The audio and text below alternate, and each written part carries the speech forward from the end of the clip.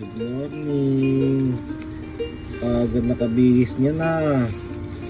Saan pupunta ang bata? Taas pa ano? Maaga pa lang nakagayak na kami para dumalo sa pasalamat ng pagsamba ng kabataan. Excited ako kasi ito yung unang pagsamba ng anak ko. Napagpasalamat ng baby.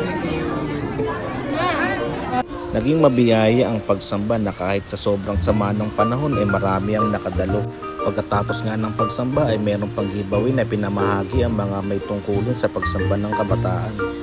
Nakakatuwa lang isipin na sa murang edad ng mga pamangkin ko ay marunong nga silang magpasalamat sa ating Ama na nasa langit. At isa pa sa nakakatuwa itong pamangkin ko na si Emil. Unang tupad niya ngayon sa pasalamat bilang isang mga awit sa pagsamba ng kabataan.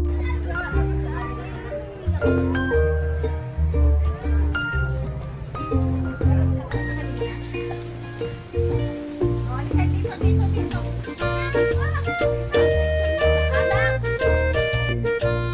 dami ng bata na yan. Nagpasalamat ka.